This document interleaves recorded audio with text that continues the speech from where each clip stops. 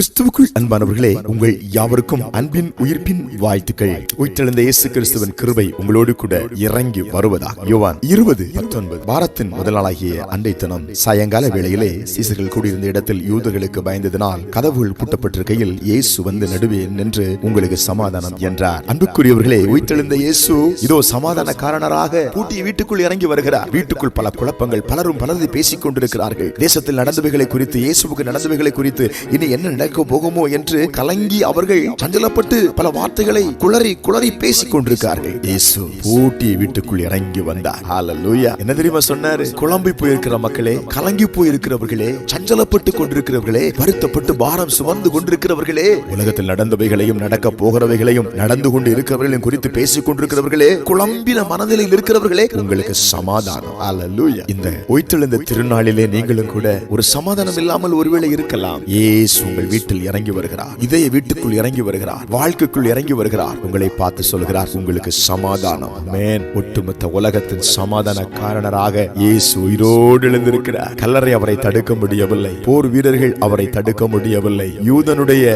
சதி திட்டங்கள் அவரை தடுக்க முடியவில்லை. சொன்னபடியே இயேசு கல்லறையை தகர்த்தவராய், அரசு முத்திரையை உடைத்தவராய், ராஜாதி ராஜாவாய், கத்தாதி கத்தாவாய், ஒருவராய் சாவாமை உள்ளவராய், மரித்தேன் ஆனாலும் இதோ சதா காலங்களிலும் உயிரோடு இருக்கின்றேன் என்றவராய், சமாதான நற்செய்தியோடு இயேசு நம் நடுவில் இப்பொழுது உலாவிக் கொண்டிருக்கிறார். அல்லேலூயா. ஜெபிப்போம். எங்களுக்காய் உயிரோடு எழுந்தவரே, சமாதான காரணரே, ஜெபத்தில் இணைந்திருக்கிற ஒவ்வொருவர் மேலும் இந்த உயிர்த்தெழுந்த திருநாளில் ஒரு உன்னத சமாதானம் நிரந்தரமாய் இறங்கும்படியாய் ஜெபிக்கிறோம். ஆசீர்வதியும் அப்பா, இயேசுவின் நாமத்தில். ஆமென்.